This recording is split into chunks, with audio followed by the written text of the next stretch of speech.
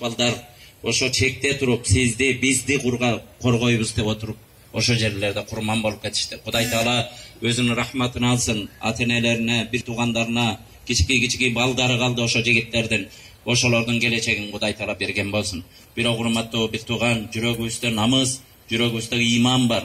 Ушул жерде момун десе кыргызча момун бир жоош деп түшүнүп албайлы. Момун деген эмне? Алла Таалага ишенген, пайгамбарга ушу тыгыз ишенген кишини момун деп коет. Биз мусулманбыз, урматтуу бир тууган. Ар бир кадамыбызды мусулмандын чегинен чыкпайлы. Итке теңелип ит болбо деген сөз бар. Ар бирибиз ошону унутпайлы. Ар бирибиздин ушул нерсе бардык кажер болбосун деди. Москвадан башка Америкада жашап аткан биздин жердештерибиздин бардыгынын жүрөгү сыздап атат. Кыргызда бир уйдун мүйүзү сынса, 1000 уйдун мүйүзү зыркырайт дейт. Силердин жүрөгүңөр ооруган сайын биз ошол жерде уйку жок болду.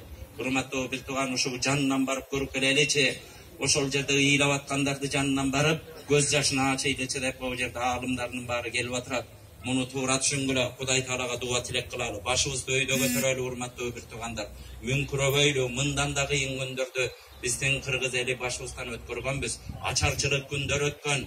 Урматтуу бир тууган, мындан да көтөбүз. Мунун да эртеңи бар.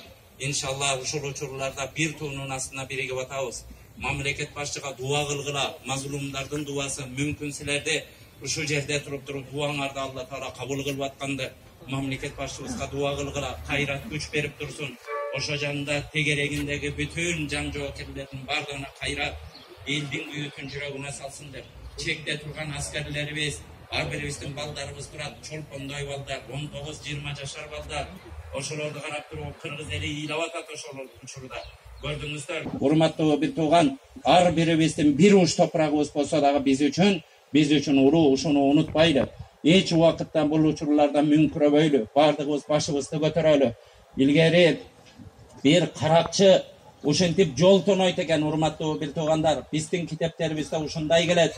Карасаңыздар, бир каракчы көчөдөн өткөндөрдү тонойт, ошентип өмүрүн өткөрүптүр. Бир күнү ушинтип бирөөнү тоносо, олия адамга туш келип калган экен. Ушундай оозунда дуасы бар.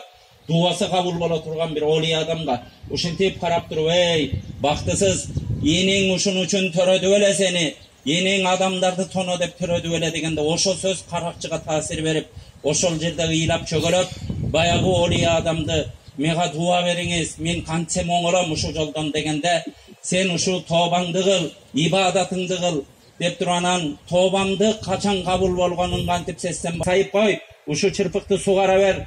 Анан ибадатыңды кыла бер. Чырпык качан көктөгөндө, качан бүр ачып, ушундай көктөп калганда сенин тообаңда кабыл болгондун белгиси болот деп жол алып кетет экен. Андайын канча жылдар өткөн кеткендин бардыгына чай берет экен. Болбойт.